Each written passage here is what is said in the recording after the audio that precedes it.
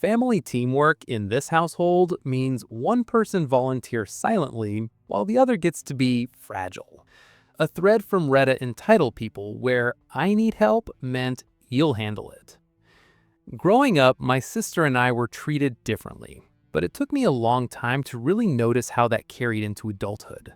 She's always been the easy one in my family, the funny one, the one who needs help and somehow gets it without asking.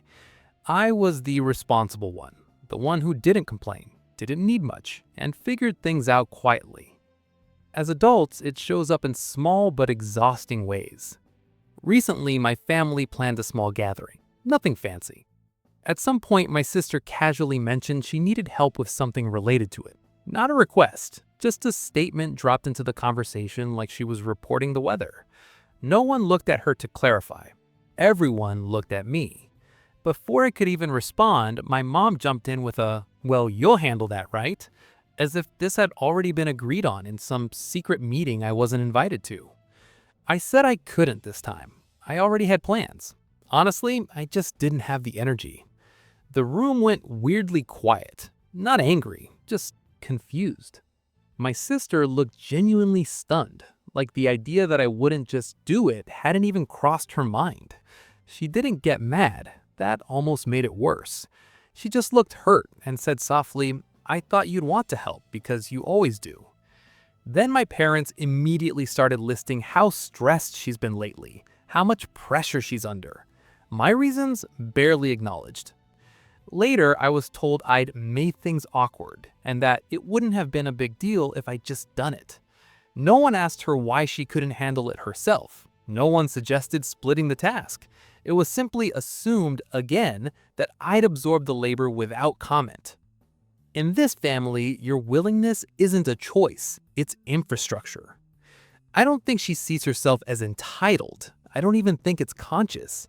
But the expectation is there, in the silence, in the glances, in the way my no feels like a system crash. Her need is urgent, yours is background noise.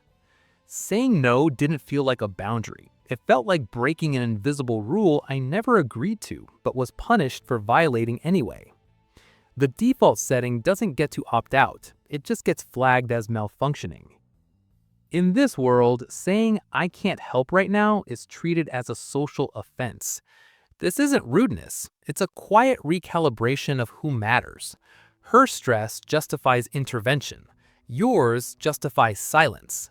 The mere mention of a need triggers an automatic reroute to you, as if your capacity is infinite and hers is fragile by design. And when you disrupt that flow, you're not asserting a boundary, you're making things awkward, as if harmony depends on your continued invisibility. Transparency, it turns out, is the real hostile act. The response cut through the noise with dry, pattern-aware irony. One observer suggested replying with cheerful sincerity, "I'm so glad you're stepping in for her. Mom and Dad said they'd handle it, and I think that's just lovely of them." A mirror that flips the assumed labor back onto the enablers. Another imagined a different kind of honesty. "Since stress excuses her responsibility, I've been stressed for years, so I'll start asking you all to handle my life the way I've handled yours." It wasn't petty, it was pattern recognition with receipts.